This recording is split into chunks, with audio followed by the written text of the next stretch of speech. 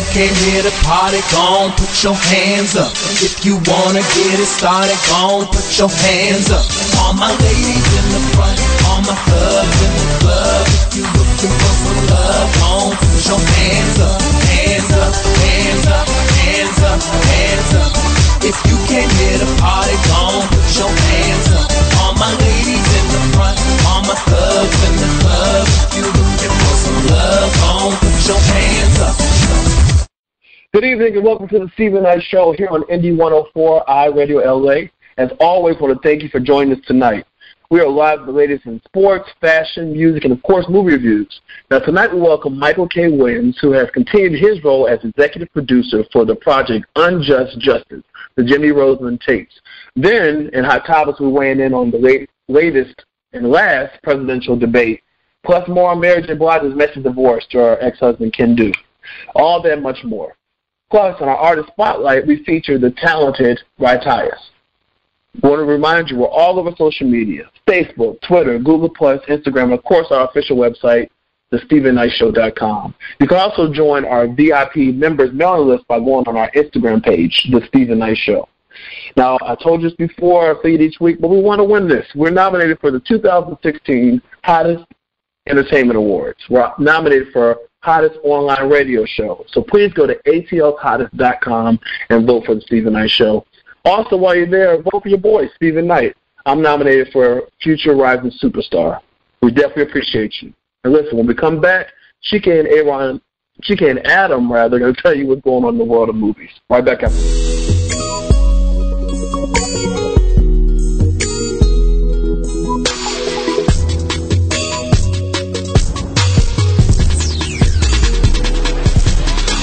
Never felt like this before.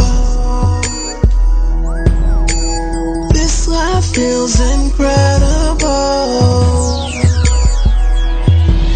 Together we can do anything. So eternal feels like infinity. Baby, I run till the end of time just to have you in my life. Never let go. Give me your hand, come grab a hold. Let me touch you right to your soul.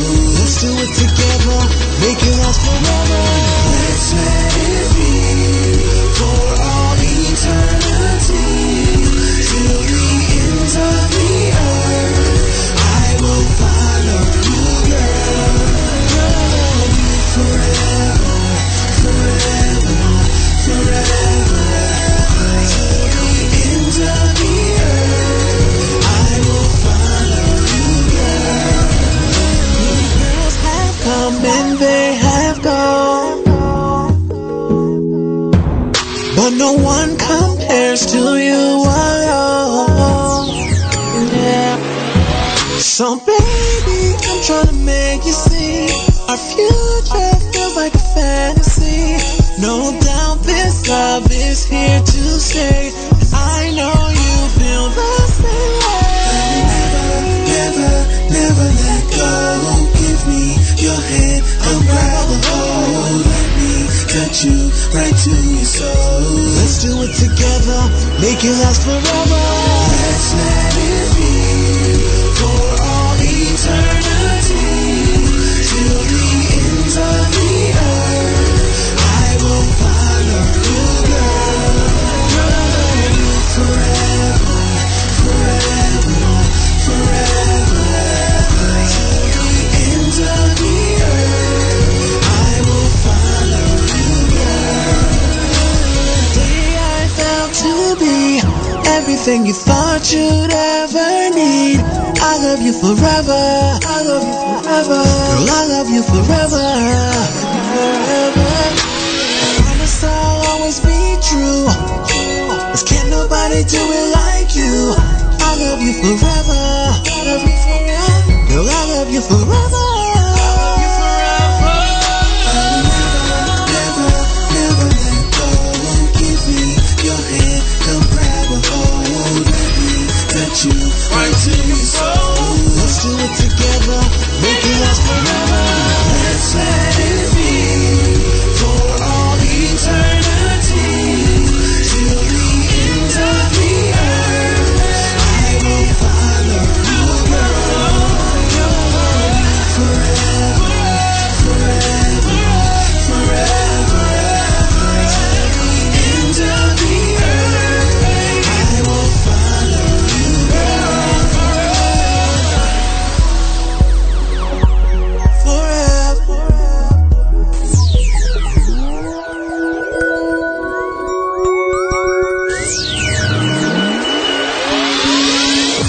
Welcome back to the Stephen Knight Show. TK Adam, what's going on?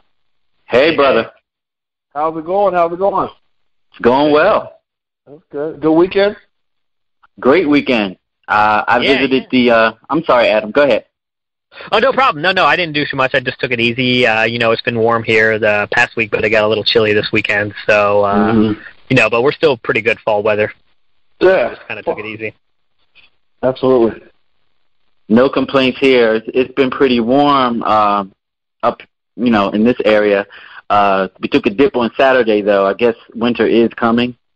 Yeah. That fall, winter, not playing. Right. It's here to stay. I had an opportunity to go to the gym again. They had the WMMA bouts on Saturday. Okay.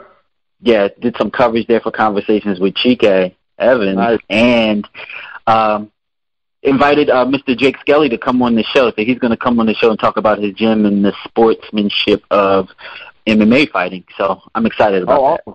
Yeah. Oh, nice. Right. Great. Wow. What's going on in the world of movie reviews? Let's see. So I caught up with The Girl on the Train, which is a popular book that was released by a British author and is starring Emily Blunt.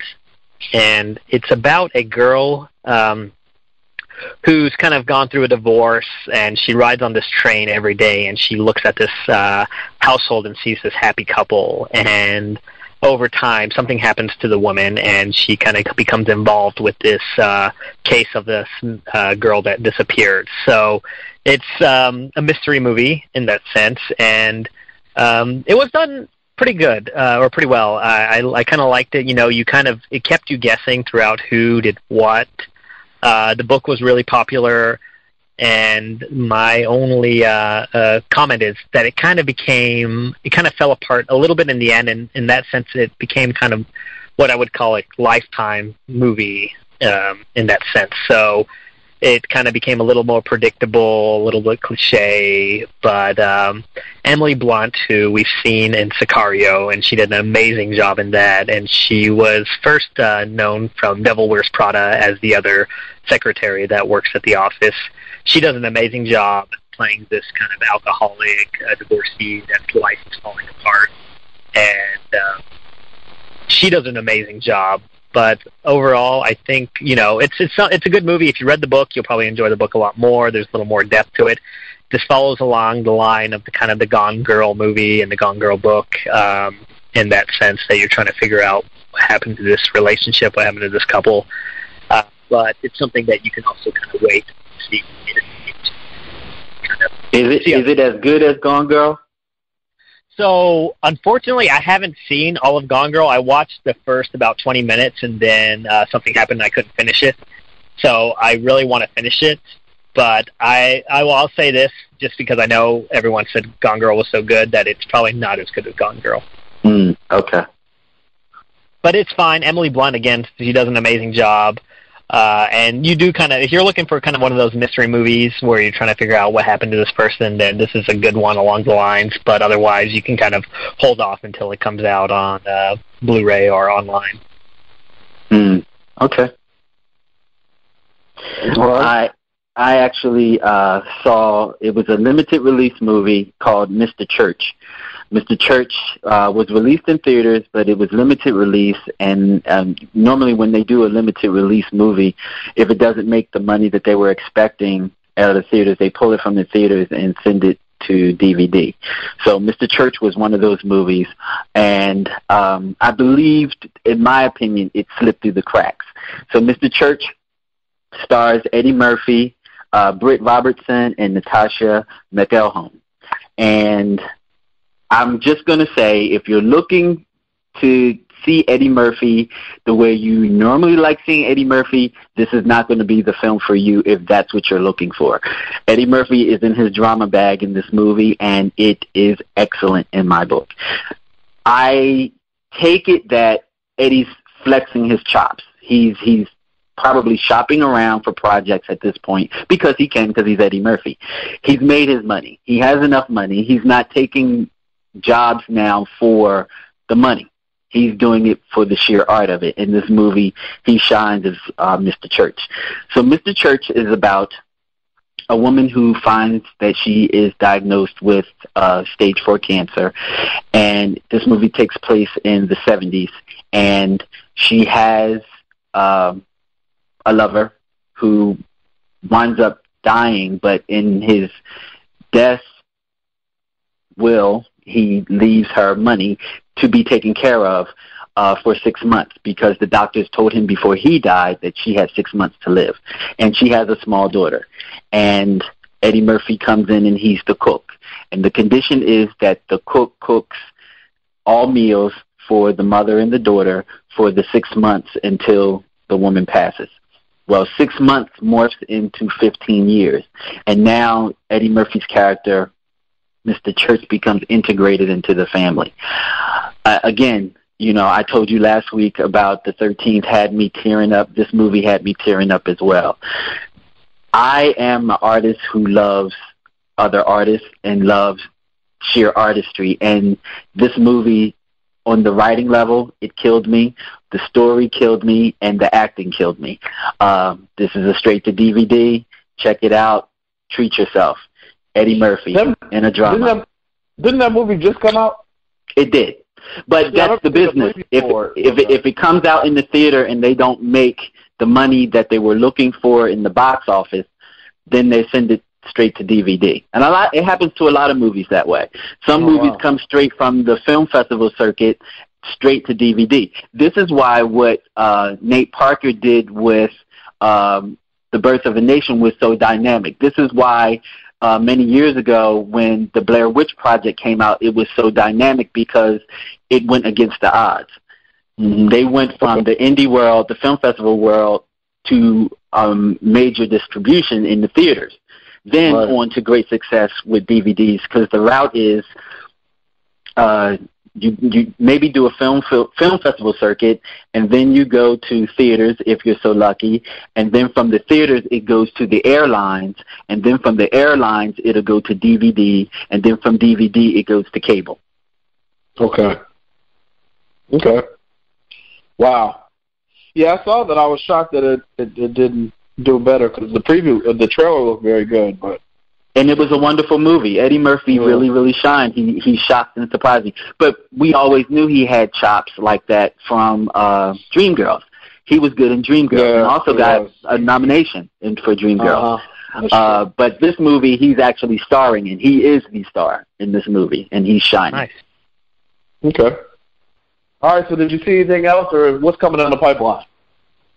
So for me, it's Doctor Strange, and I've been seeing a lot of previews about this, and it's a Marvel property, and it's about a kind of a real-life medical doctor that kind of becomes involved in this mysticism world and becomes Doctor Strange. And it's exciting for me because it's kind of the Iron Man feel, where they took a property, like, before the Iron Man movie came out, I wasn't too interested in the Iron Man character in the comic books. I thought it was kind of a weaker character, and they made it an amazing movie, and they have Benedict Cumberbatch playing the main character for Doctor Strange. So I think they're taking a little bit more of kind of a liberal risk with this, of making it its own movie without having kind of like the Captain America Civil War, where they have a bunch of different characters from all over the universe come in.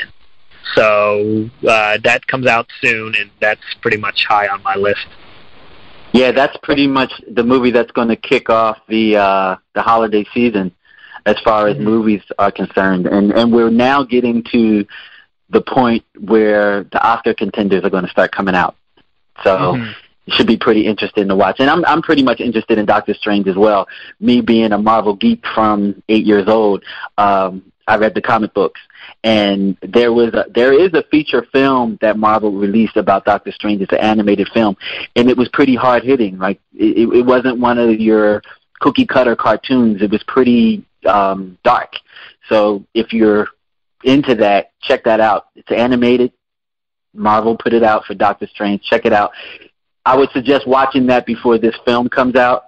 And I'm pretty curious to see how much this movie is going to gross, because if no one knows about Benedict Cumberbatch, he has his own following. They're called Cumber Mitches. I'll say that.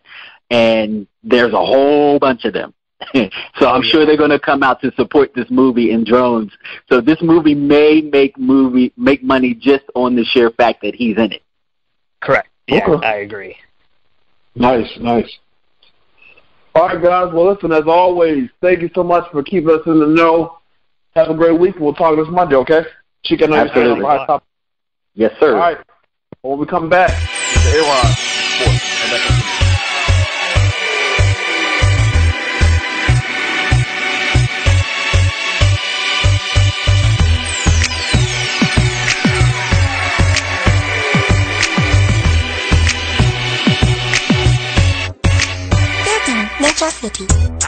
I've been on you for a minute. Low key double tap while I'm flicking. Got my cuz as a mutual, but you don't even know me. I can hit you up with a DM, but I ain't trying to show you that I'm crushing. But I've been trying to figure out how to make you notice that I'm qualified to step to you correctly, and I'm not gonna fight if you have to reject me, but it's looking like you're interested.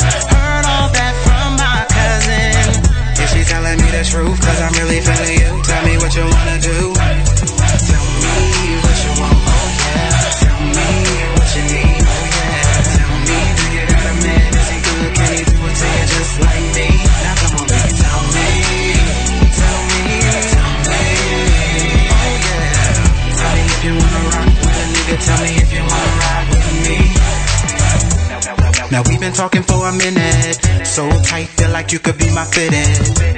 And girl, the way that you move gets me so hooked, I'll admit it. And you ain't even let me hit it, cause you don't wanna rush and kill the moment.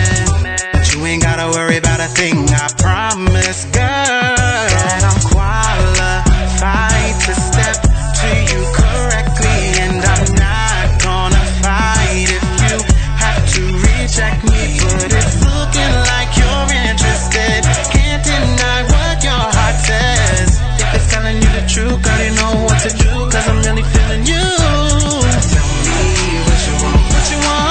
Tell me what you need, what you need. Tell me, do you got a man? Is he good? Can he do it to you just like me? Now come on, baby, tell me. Oh yeah. Tell me. Oh yeah. Tell me if you wanna rock with a nigga. Tell me if you wanna ride with me. You wanna know what's on my mind. You wanna know how you could take up all my time. I like to chase you, I see it all up in your eyes. And every day you hitting me with all of your best lines. I'm not lying, yeah, I see you fly, my kind of guy. You a boss to stay on your grind, ain't gotta try, not shy, just be patient. Promise you won't be waiting for long, wanna be sure you the right one. Come on, you know I can't make it easy for you, tell me, can you make it do what it do? So you want me to be a part of your crew? You wanna be the one that I'm calling my boo? That's cool, you know you gotta come correct, cause KT ain't got time for the disrespect. Hope we connect like magnets. You could be my captain or else I'll be yours to the next.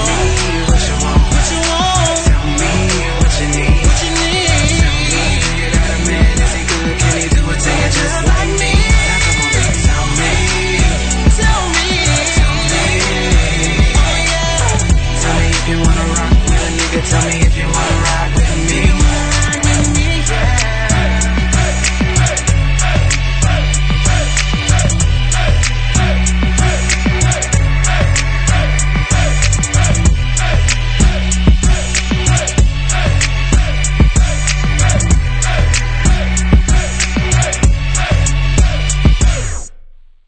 Welcome back to the Stephen Knight Show. Miss Ferguson, how's it going?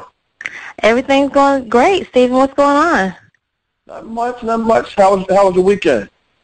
I'm loving it. You know, it's the weekend. It's a Saturday, so I'm loving it. Right, exactly. You know, I was just thinking about I won't be able to call you Miss Ferguson too much longer. No, yeah, we'll be tying the knot in April. So yeah. Oh wow. Yeah. It's happening. I just have to get on the planet and everything.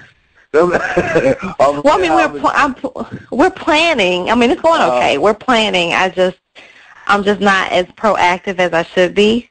Oh, okay. So, you know. But yeah, Yeah, right. And so I need to get on the ball. I really do. So, yeah, it's my fault. Hopefully. Here's hoping. I'm not pulling my hair out like the day before. So, oh, my God, I forgot. Yeah. Well, you got some great things for us tonight? I do, yes. And I was surprised at the amount of stuff that I found because they usually limit a lot of the stuff that they do, like between Columbus Day and Veterans Day. They usually have the 2 big sales, and then, of course, with the holidays around the corner, they limit a lot of the sales that they do around this time of year for those reasons. They think that they're going to do big around the holidays and everything, and then, of course, for Veterans Day, so usually things kick off around Veterans Day. But I was able to find some great deals, so I'm kind of proud of what I found. Because I had to do some digging for this, so I was kind of proud of what I found. Gap is they're having an everything sale. That's what they're calling it, an everything sale. So if you shop now through the 23rd, you can get 40% off of everything in the store and online. Plus, you can get up to 60% off of their clearance items. So that's a really great deal. Neiman Marcus Last Call is having a sale now through the 24th, and you can get an extra 30% off of everything for women. Now, they do have a deal going on for men. It's just not the extra 30% off. So, Target, they're having, I know. So usually, like, they'll do one or the other, but don't worry because the holidays are coming, so they're probably going to do both. Like around the holidays. But right now, today is just for the ladies, so probably next week they're going to do something for the guys, so don't worry. Target is having a sale, and they're having a buy one, get one 50% off of all clothing, shoes, and accessories for everyone. So that's an everyone sale for you, Stephen. Shutterfly.com is having a sale through the 26th. And if you shop now, you can save up to 50% off of your purchase. Plus, you can get an extra 20% off of your purchase with code extra20 at checkout. Now, I just want to remind everybody that Shutterfly is an online-only store. They do a lot of keepsake items. You can plaster your photo on just about anything. So if you have someone who's sentimental in your life, like I do, I have a few sentimental people. You can, go to Shutterfly for Christmas gifts because I'm going to be doing a lot of calendars, personalized calendars, and you can personalize anything. And when I say anything, I mean anything. I mean, if you want to personalize a toothbrush, Shutterfly will probably have it. So just keep that in mind. ASOS is having a sale, and this is for everyone. And they do really weird sales because it's a European store. So their cutoff times are really crazy, but they're having a sale from, now through the 27th at 3 a.m., and I'm assuming it's because it's a European store. I really don't know why it's 3 a.m. But anyway, so now if you shop now through October 27th at 3 a.m., you can get 25% off of fall items. And how will you know that they're fall items? Because it's usually the stuff that's like cozy and, sweaters, boots. ASOS sells some of everything for everyone. So, you'll know that it's fall stuff because it's going to be warmer clothing stuff, like sweater weather stuff. Banana Republic is having a fantastic sale. They rarely have a sale where they discount, discount everything 50% off of the sale items, at least not online. They usually hold those for in stores, but they're having a sale where you can get an extra 50% off of all sale items. So go ahead and head on down to Banana Republic. They're also doing it in the stores as well. If you log on to Groupon, I don't really talk about them a lot, but if you log on to Groupon, into your Groupon account, and if you don't have a Groupon account, get one. You can get an extra 20% off of your purchase, and that includes things like that. They have like little categories, like things to do and spas and restaurants and things like that. So, it just depends on what they're giving you an extra 20% off of, but you can definitely get an extra 20% off of your purchase if you should go to Groupon.com. And last but not least, The Limited is having an online-only sale, and you can get up to 60% off of your purchase with codes TREATS at checkout.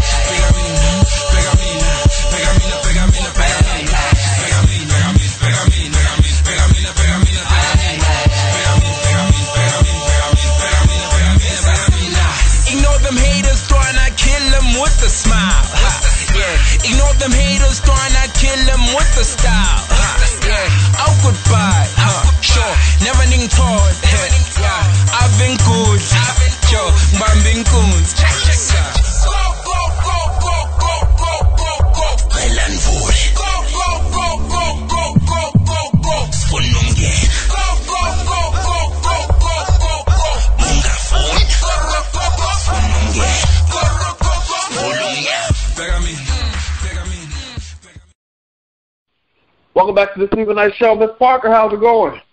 Hey, happy Monday, guys. How are you? I'm doing Hey, Miss Parker. Hi. How was your weekend? It was great. I always have a good weekend. Yeah, you do. A Halloween party and then just some hanging out and housekeeping. So. Yeah. Enjoy that cool weather? It was kind of cool this weekend. Yeah, it's getting around that time. It went from 86, 87, 88 to 60s all in 24 hours. So crazy. That's Atlanta bipolar weather for you, but it's expected, right? Right. Are you ready to get these hot topics? Ready. Let's do it. Before we do, I want to remind everybody, follow us on Facebook and follow us on Twitter, like us on Facebook, The Stephen Knight Show. All right. And don't forget about our Instagram. Instagram, The Stephen Knight Show. The Stephen Knight Show. You can join our VIP mailing list, which I told you earlier. All right. So our first topic. Did anyone watch last week's? It was the final presidential debate. Did you watch that? Any thoughts? I did not, so I'll leave that up to Chike. I did watch it, and to be totally honest, after maybe halfway through, I started dozing off. I just cannot take the Trumpster. I just can't take him. I can't. Yeah. But between him not answering direct questions and then the sniffing, I don't know what that's about, and then him always name dropping and pointing fingers at other people, like he's annoying. He is. Well, I have to say that whoever gave him this pep talk and prepped him, he did good for the first 45 minutes. He had a solid 45 minutes where he did not go off into a tangent. I mean, he talked anyway, but he didn't go off script attack, and he was well behaved. And he wasn't. But as soon as Hillary Clinton brought up Putin and Russia, because she knew how to do certain digs, and the first couple digs she did, he didn't fall for them. But for some reason, when he brought up Putin and Russia, he lost it. And you remember he called her, this is when she was talking about taxes. She was saying that she was going to raise taxes on, the more wealthier people. And she said, mine will be increased and Donald, yours will too, unless she finds a way of getting around that. Like he, supposedly didn't pay federal taxes for 18 years. And he called her a nasty woman. And what else? They said, the biggest takeaway from which the next day, I don't know if you watched the coverage, which really hit the headlines, was that, every presidential debate, if someone loses, the other person concedes, and they, humbly concedes and say, okay, I lost the election, and I'm going to support this president. Well, they asked him, would he do that? And he said he doesn't know. He'll keep you in suspense. And that's, and that's what dominated. And, his campaign manager said that he would do it. His surrogate said he would do it, but he did not say it. Then the next day he said he'll do it. He has no problem with the results as long as he wins. Wow. Well, I thought that it took a turn when they started talking about abortion. It got really dark really fast. Yeah. And I could tell that Hillary was really passionate about what she was talking about. She got real serious real quick. And then the language that Trump was using about ripping babies from mothers, like that was just so uncalled for. Right. But, that's what we're dealing with. And then he was saying 9 month abortions. They don't do abortions at 9 months. No. You know what I mean? His thoughts were, what he was saying, he didn't say it correctly, but what he was saying is the Republican stance on abortion most of the time. But the way he said it was kind of tacky. But there's no such thing. They don't do 9 month abortions.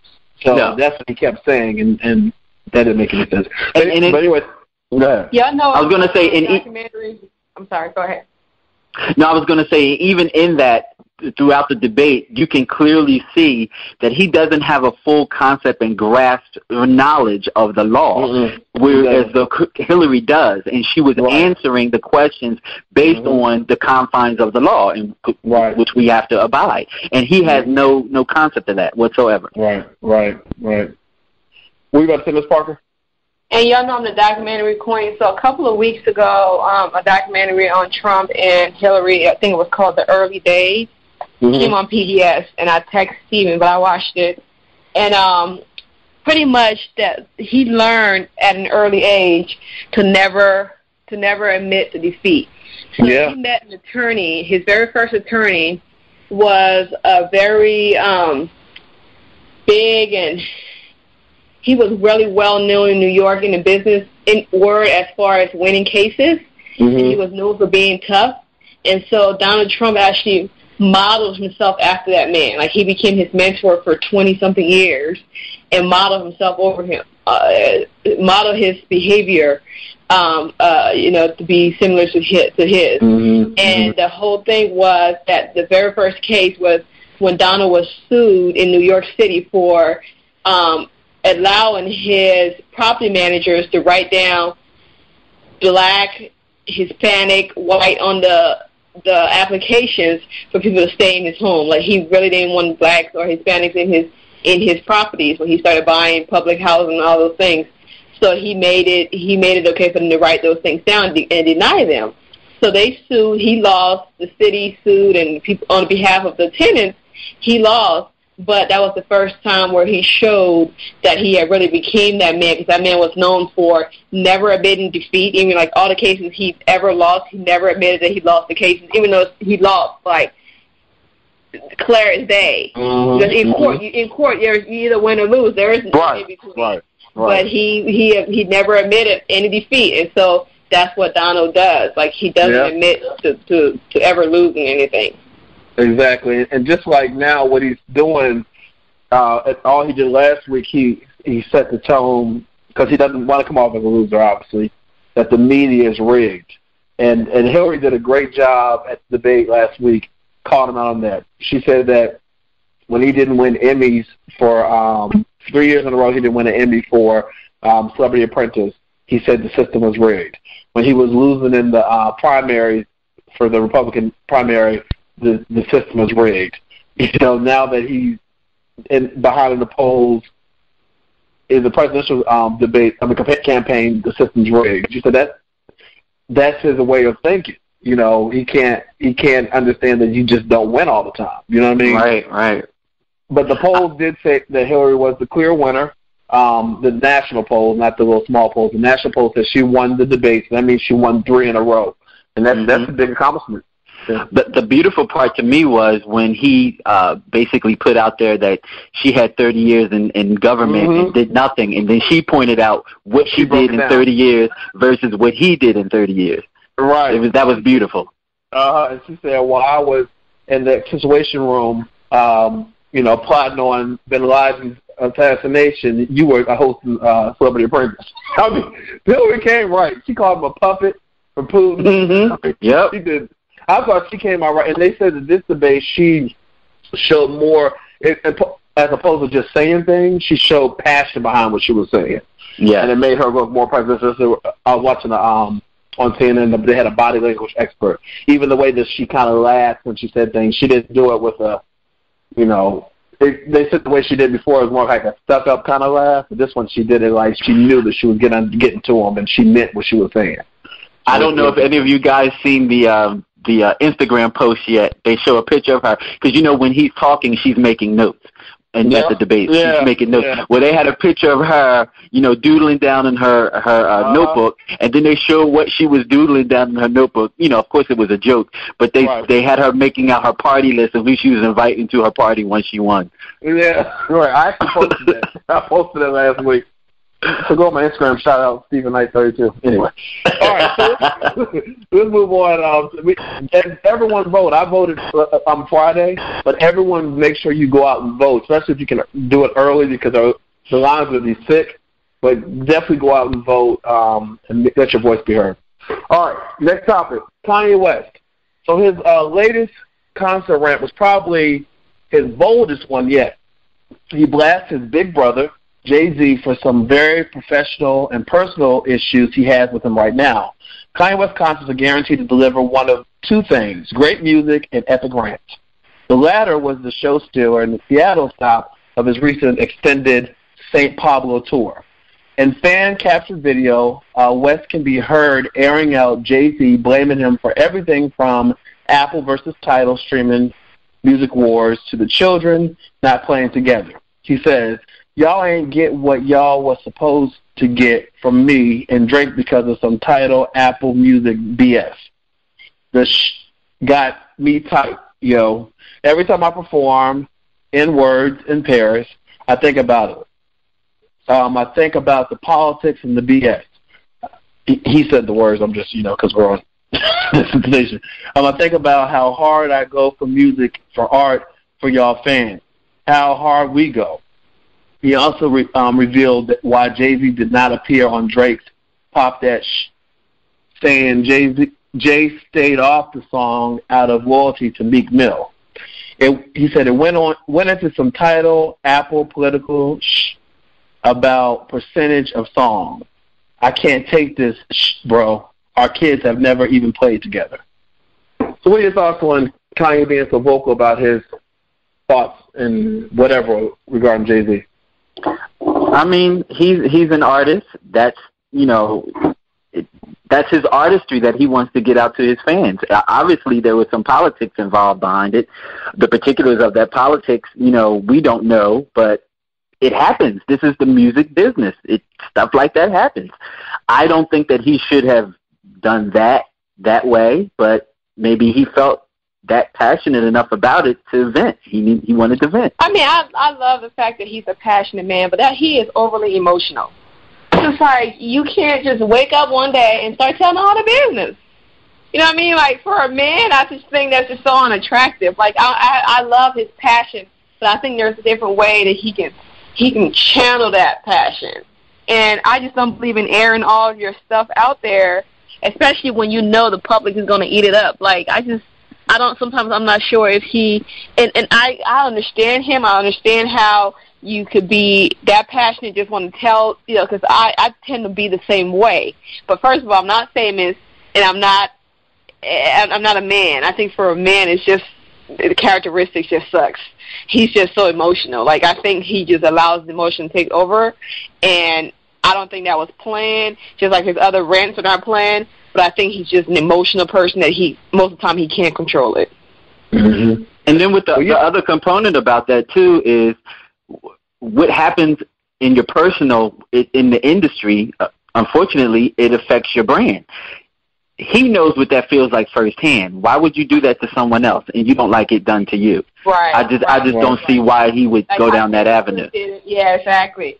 All the same things about Taylor Swift and how that went down. That should have been, kept private and all that. He should have took his own advice. And the thing also, Jay-Z is a businessman. He's been doing business for a long time, very successfully. And, you know, if it's something about Tidal and Apple Music, you know, I'm sure he had his reasons behind not doing whatever it is that Kanye's complaining about. But I'll tell you what was telling is that... I totally agree. I'll tell you what was telling is the fact that he said our children haven't played together. So, you know, I agree. I think what it is, I think Jay-Z operates. I think you hit the nail on the head. I think Jay-Z operates in the place of this is business. I think because Kanye is so emotional, a lot of his business dealing and what he does comes from that place of emotion. It's not, you know, and I kind of admire that too, like somebody who's just doing things from their soul and doing things for, you know, not being strategic about things, and that's all cool, but you have to realize everybody does not operate that way. Right. And so Jay-Z, to him, he may think Jay-Z is his best friend. Jay-Z may just think he's just another business associate that get along. You know, I mean, like, it may not be that deep for him. Yeah, you better check the history. I mean, there was a Dame Dash at one point in time. Check your history. Right, exactly. He sure will. Jay-Z, if you don't know Jay-Z and Beyonce, they're savages. That's true. All right, well, next topic. Did everyone see Michelle's biopic that came on Lifetime called Surviving Compton? Did everyone see that? Yes. I saw it late, but I saw Ms. Parker told me I need to watch it. It was good, but apparently the internet exploded more so on Dr. Dre, particularly because of his part in there. But after it's airing, Michelle's Surviving Compton biopic on Lifetime, well, Lifetime movie apparently did so well that Michelle's planning to pin it on a tell-all book. She said, it's coming, when a fan tweeted her, girl, you need to put this in a book. She said, it's coming. Then she posted a picture inside Oprah Winfrey's own studio, and the caption said, only beginning. OWNLY, beginning.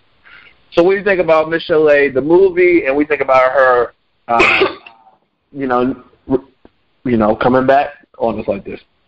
Well, you know, Michelle is a buddy of mine. I love her dearly. She's a sweetie. She's a sweetheart. It's about time. It's about time. When you really think about music and you think about the history of it, Michelle is the first female to do the hip-hop R&B thing, the very first one. You know, no one was singing over rap tracks until there was a Michelle. You know, even, you know, everyone gives Mary that credit, but Michelle was before Mary. Yeah, that's true. And she kind of lived that life before all of them was living it, you know. And in a lot of ways, what she showed in that biopic, my opinion, Dre came out worse than Ike looked, to me. Sure did. Yeah, he really did. And, you know, Ike was a villain for years, but, you know, Dre, I mean, my goodness.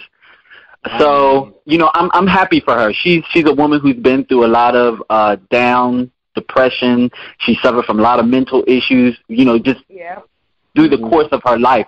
She's dealt with a lot. So I'm glad to see her starting to get some sunshine and come out of where she was. And when she started doing R&B Divas, that was kind of like her first steps in coming back out and getting back to the business of living. Yeah, that's true. Yeah, I agree with Chief as far as like she's been through so much, and I think that, you know, obviously you can tell from the way she was raised. I think how you were raised has to do with who you are as a person.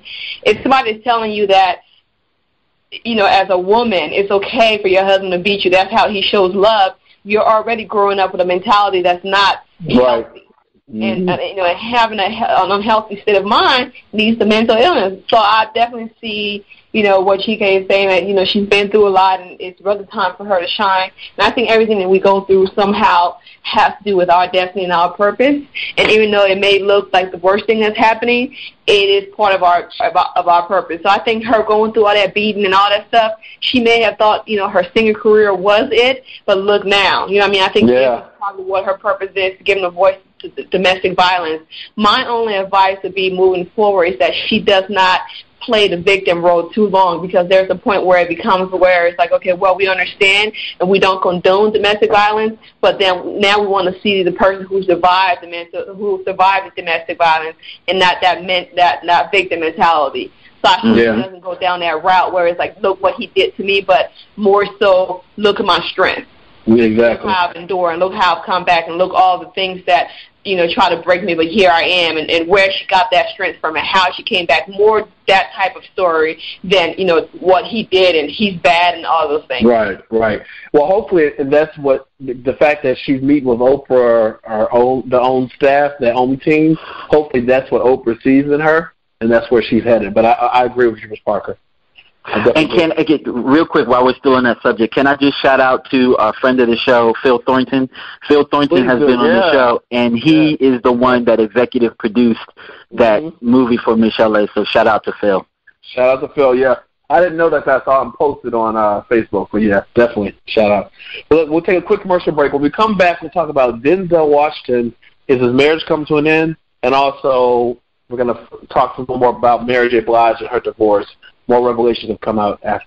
We'll talk about it when we come back. Right back after. Hey, what's up? This is Michael K. Williams, and you're listening to The Stephen Knight Show. Welcome back to The Stephen Knight Show. Don't forget, we're all over social media, Facebook, Twitter, Instagram. Go to our official website, thestephenknightshow.com, and follow us there. All right, so Denzel Washington has been accused of being a dirty dog who steps out on his wife for years, apparently. Well, now the rumor mill claims that their long marriage is about to be a wrap. According to the print edition of Global Magazine via RWS, this marriage is on its last leg, declares an insider. Another source says the 61-year-old star and Paulette, his wife, 66, who have 4 grown kids, described the relationship as a show marriage. The source claims that Denzel has been caught stepping out on several times, and now it's a matter of time. What do you think? Do you believe this story? These rumors have been floating around for years about this marriage, and you know, it's a marriage with double-digit years at this point, and the kids are grown. From just my point of view, and looking at marriages and personal people that I know, minus the industry part, why wouldn't it be for real? Why not? Right. I can see that happening. I can see that being a real thing.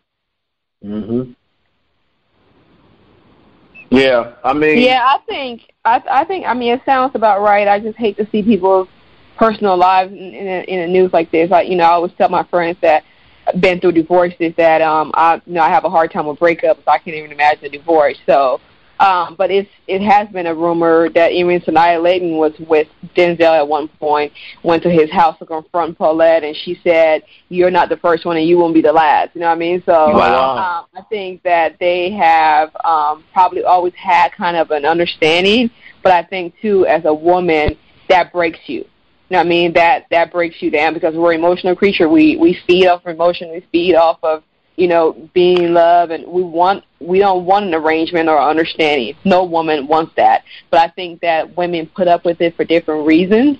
And so, if she feels like she hasn't reached that point where she needs to go, then I definitely support that, and I hope that they're both able to go separate ways and get some healing. Not to say that he doesn't love her. Men are just different, and some show their love differently. So whatever the case is, I hope they're both able to move forward in a positive direction. And just to play devil's advocate, I have to play both sides here. Another component that happens in relationships is that she could have been tired of him a long time ago and shut down, and this is the reason why he's stepping out. You never know anyone's personal situation, and I try not to put judgment on the situation. They've been married for a long time. You don't know what their personal business is.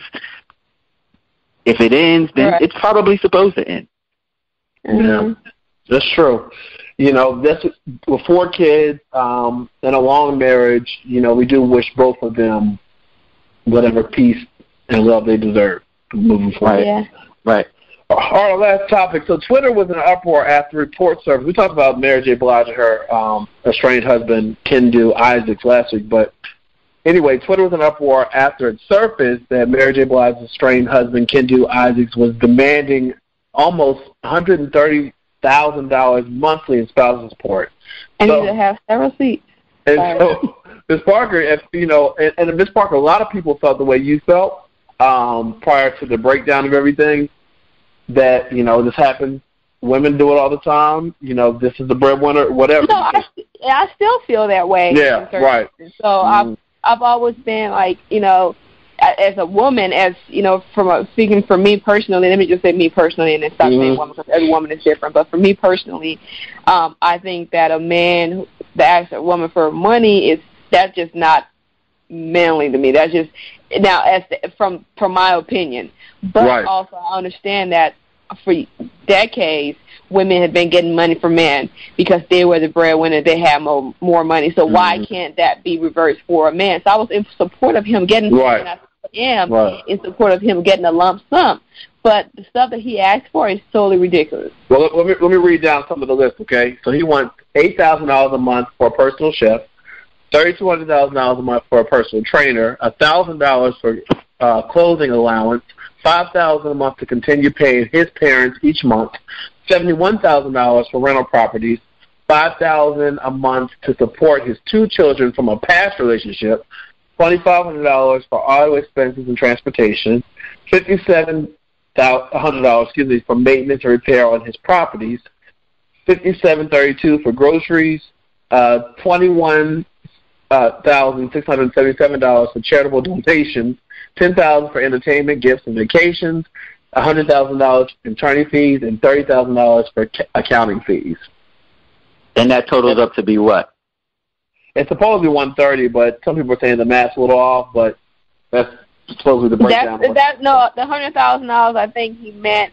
So if you add up everything else, without the $100,000, it's $130,000 a month.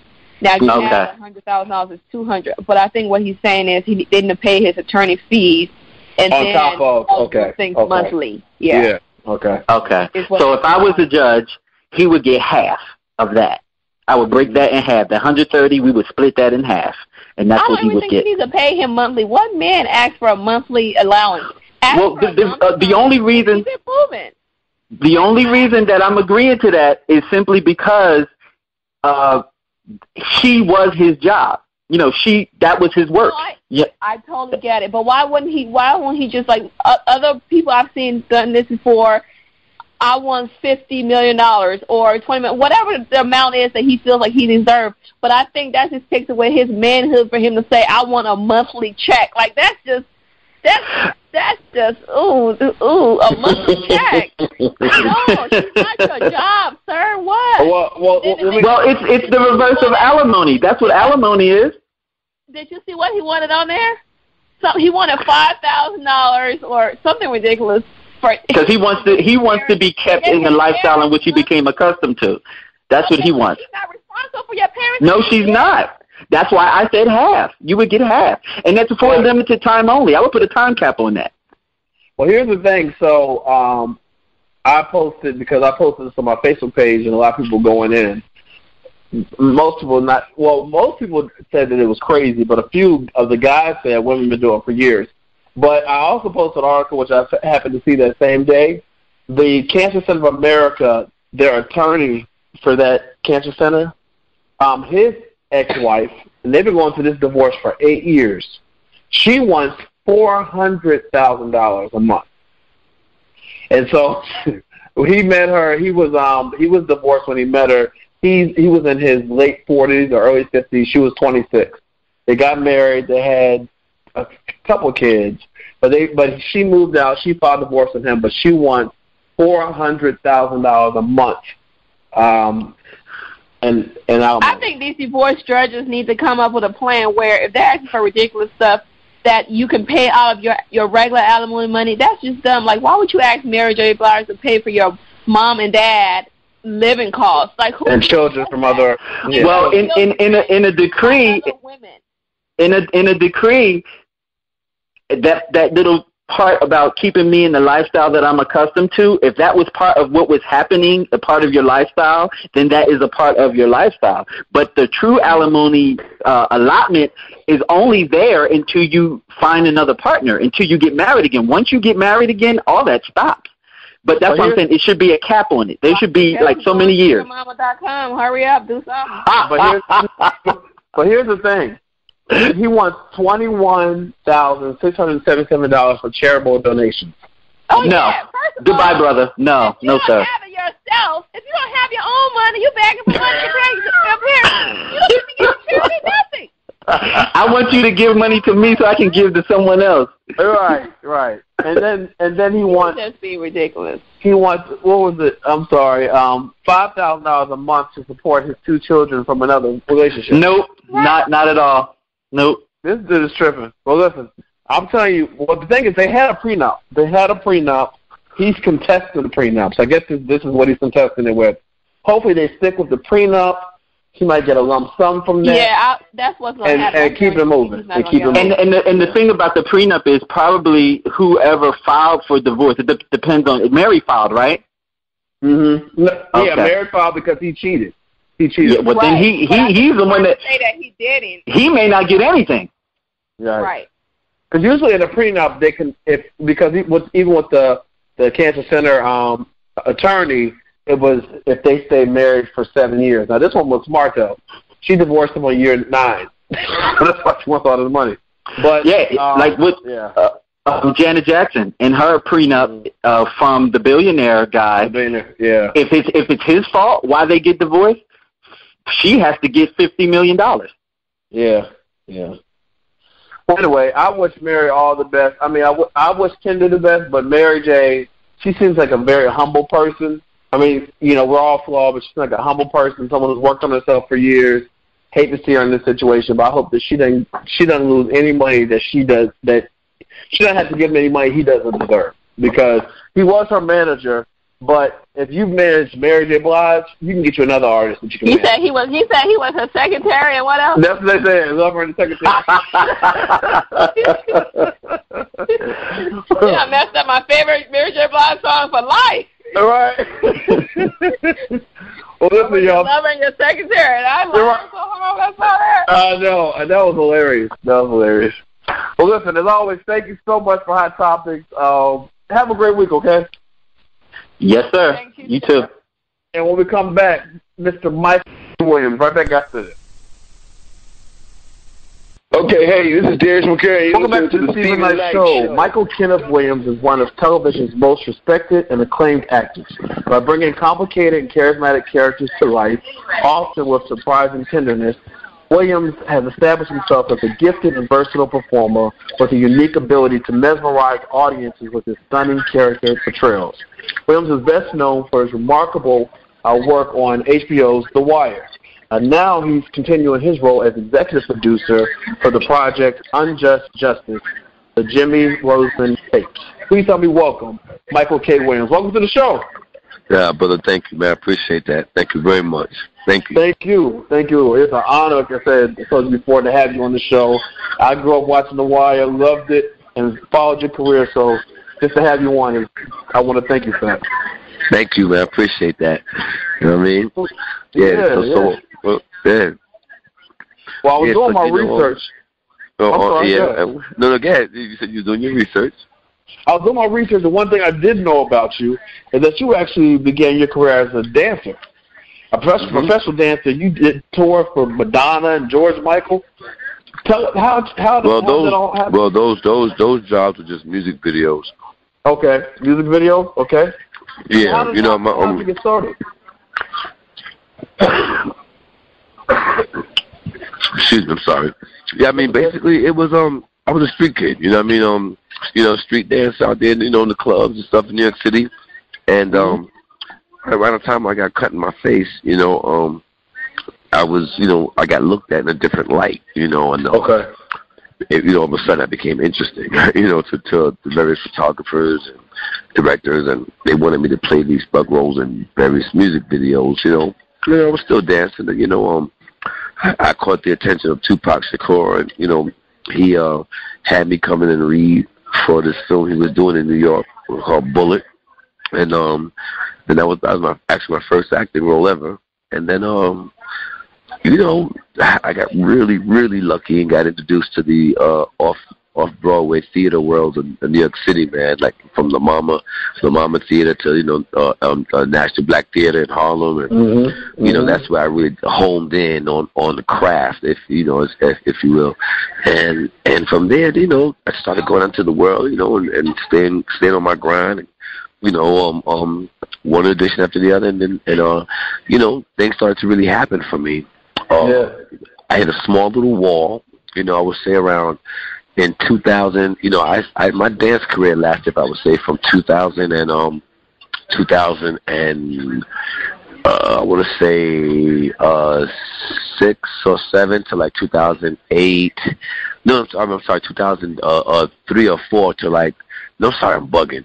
My dance career started from like 1990. I would say 4. Okay. Yeah, 3 or 4, and by 1998, it was a wrap for me. You know what I mean? And I had started acting. I took acting full time, and that took off like a bat out of hell. Yeah. Next thing you know, 2 years later, I'm my head, I'm thinking, A Star Is Born. I'm thinking, I'm about to Hollywood. They're about to turn up on me, and I had the exact polar opposite. The phone calls dried up, and I didn't work for like 2 years straight. So like in 1999, I just said, fuck it, maybe it's time for me to fall back. Maybe the ride is over. You know what I mean? So I fell back for 2 years, man, and I didn't go on any audition. I just basically removed myself from the business, and I went to work with my mother in the daycare we had, and she opened up in the project that we lived in Brooklyn, like Vanderveer. Okay. So, yeah, I mean, and in the second year that I was like, damn, like, I got that itch, like I should give this shit one more shot. And I remember putting together this really, really big reel. I spent a lot of money to put together a package to reinvent myself, and I sent out 10 packages, man, with my resume and headshot, reel, and all this blah, blah, blah. And the only person that answered out of those 10 people was yours truly, Jimmy Roseman. He had his company at the time, Henchman Entertainment, and he took my meeting, and I basically begged him. I said, man, I could choreograph for your acts. I could, I'm an inspiring act. I could be in your movie. We could probably produce something together. I could clean the bathrooms at night, after work. I need in. You know what I mean? And so he gave me a shot. He gave me a shot, and that was right around the Grammys. He was taking Sharissa to the Grammys that March, early March, and he came back a few weeks later, and I was on the wire. Wow. You know what I mean? And he was like, you wasn't bullshitting, huh, my nigga? And I was like, no, I was not. And he meant, and then from there he started to help me, mentored me, and started to help me shape more my career, and was, might I say, he had a lot of patience with me, man. I had a lot of stupid mistakes early on. That was a handful, but he was always patient with me, man. And I remember, when damn, I lost my train of thought. I was going to tell you something. I remember the next major time I really needed him. I booked a one-way ticket to L.A. with no money and no place to stay, and I waited until I got to LAX to call who else? Jimmy Roseman, to tell him that I'm stranded out here, and I had a callback for Lackawanna Blues, which was an HBO original movie. Yeah, I remember that. And right. Well, the callback for my black ass was in LA. You know what I mean? So I was like, I wasn't missing that. So I flew out to LA. Well, no money. It sat in LAX for 7 hours in the Hertz car rental, and I called Jimmy. He says, my nigga, you call me now with this shit. I'm like, yeah, Jimmy, I'm sorry, I bugged out, man. I can't miss this call, man. Help me. I need help. He said, man, you're going to give me some time. And about 5-6 hours later, he had one of his associates show up and got me a little Toyota Corolla, gave me some cash, and got me to my meeting on time. And, wow. Those are the things, those are the memories that I have of him. So, now when he is in his time of need and he asks me, I'm a Christian, you know what I mean? And my pastor, the late, great Reverend Ronald B. Christian, told me, you don't turn your back with a man who, if it's on my heart to help, I don't turn my back. I don't care how it looks on paper. I can't turn my back on him because he didn't turn his back on me. And it's on my heart. It just feels like the right thing to do, in spite of what he looks like or sounds like on paper. That's not for me to judge because, who are we to judge? Basically that's where I find myself here. But that's a whole nother topic. But anyway, so I found myself at a crossroads where, you have the black market and the night of dropping within 7 days of each other, and simultaneously, Jimmy asked me to help him with his piece, Unjust Justice, to tell his story and to show some light on his case, and I just felt like, it caught. He didn't ask me for any money or anything. He just said, Mike, while you got this platform, which is, which is my story fits under the umbrella of what you're promoting about the criminal justice system and it costs me nothing to help this brother or to try to help tell his story. So that's where I find myself now, and it's Unjust Just. You can see when the third episode is going to drop this week. It's out now. Excuse me. The third episode is out now on YouTube.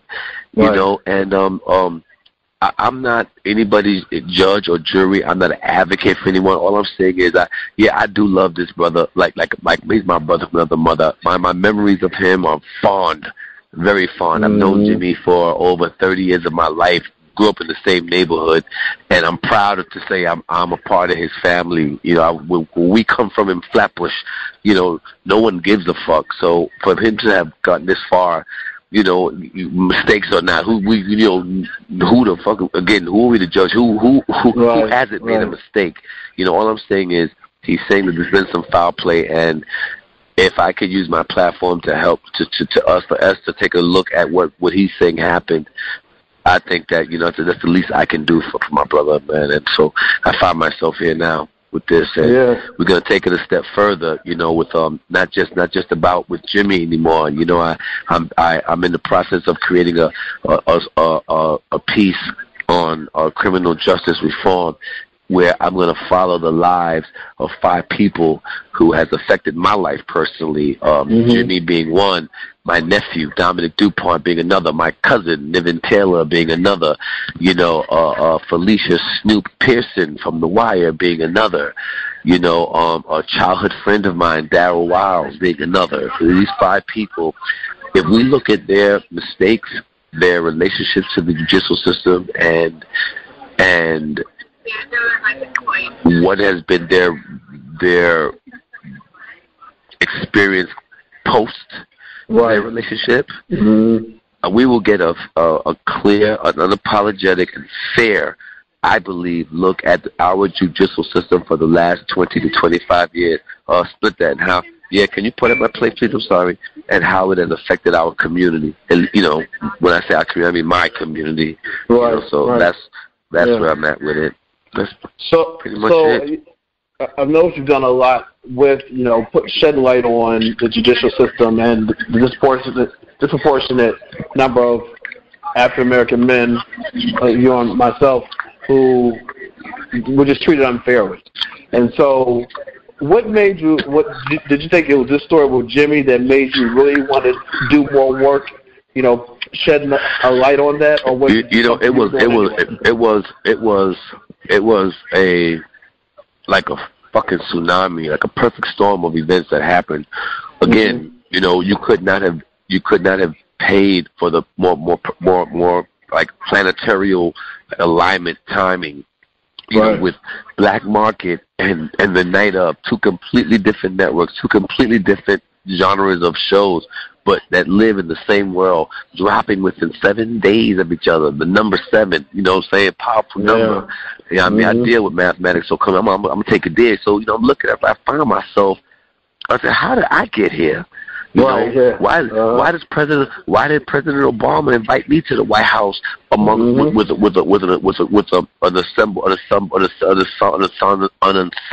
of politicians and private sector businessmen and activists and artists? Why was my name called to be in this room? I don't fucking know. You know what I'm saying? But I know one thing: it's not a coincidence. I know something. I know the universe is telling me something. I'm being moved and shifted to do something, and all I want to do is just do the right thing with my 5 minutes, whatever that is. I look at my career over the past 20 years. There's a reason why. What I mean? Say, it's peak and valley and everything. I'm saying, so all numbers. So it's I'm looking at the span of my career, and why was I called to always play, I say this with my quotation fingers, these urban characters. Yeah, it's true. Why was I always called? Because if anybody that knows Mike knows that Mike couldn't be the furthest. I couldn't be furthest from. Me and the character I played, we couldn't be further apart. Right. I am nothing like the character. Anybody that knows me, that grew with me, knows this to be the truth. Mike is not that dude. I never proclaimed to be, because I know I'm not cut from that cloth. The streets would eat me up if I went into the streets in that manner. I ran the streets, but I ran the streets as myself, and real niggas know that, and so they like, yo, Mike is that cool nigga, don't leave me. I get a pass because Mike don't be out there trying to act like he nothing he ain't. Exactly. Like I said on the fucking on the Breakfast Club, I am a proud sponsor of the Cream Puff, nigga. I like to fuck and fight and fucking eat. You know what I mean? I want to fuck. I want to eat some good food. I want to have good sex. That's my thing. That's what you want to do. Right. You know what I'm saying? I party. I like to dance. You know what I mean? And anybody that knows me knows that. So, but I grew around niggas who was in the struggle. Right, I grew that was in that life, and I loved them. I saw what happened, and I love my. I didn't help it. I can't help where I grew up at. These are my kids, these are my friends. I love my people, and I'm not ashamed of where I came from. I'm not ashamed to say that I got felons as family members, ex-cons in my family or my friends I grew up with. That's just what it is. Some of the smartest motherfuckers, actually, in my opinion. So that's street smart. You can't beat that, man. Yeah, you can't beat that. Yeah. No. So I know you have some other things you're working on. Tell us about those.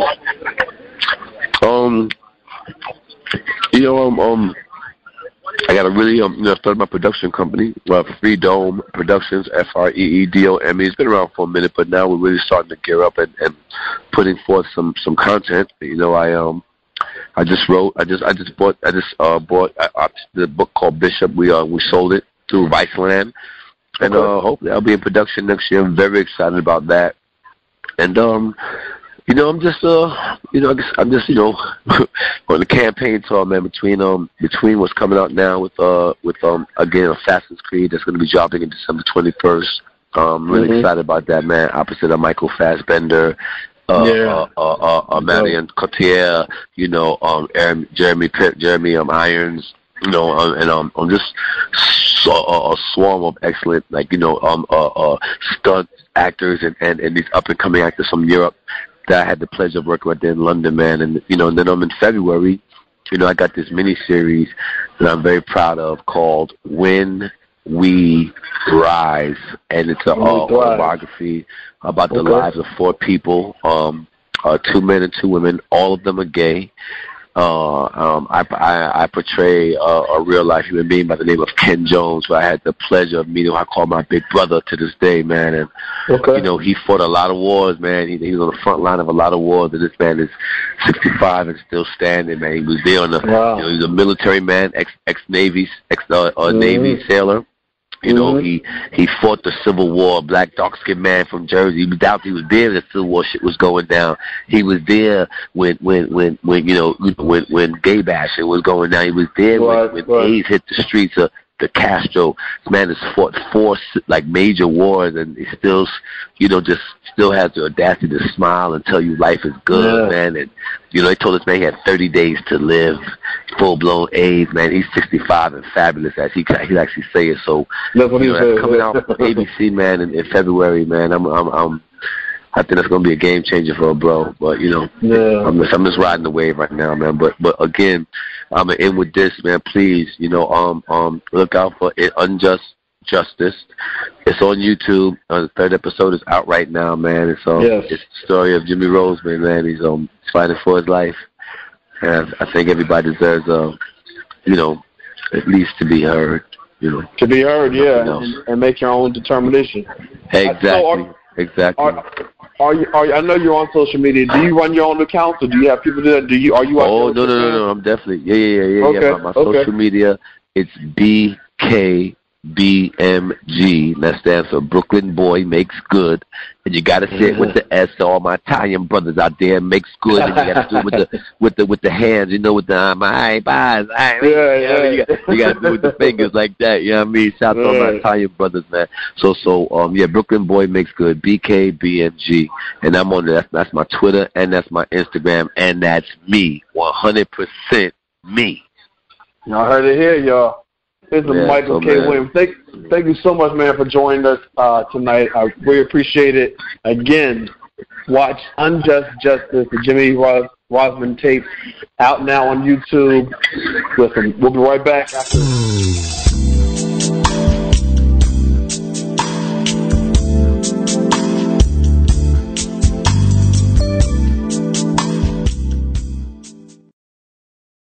All right, that was our show. I want to thank you so much for listening in. I want to give special shout-out to Michael K. Williams for joining us tonight and to Rytious for bringing that music. Listen, have a great week, and God bless.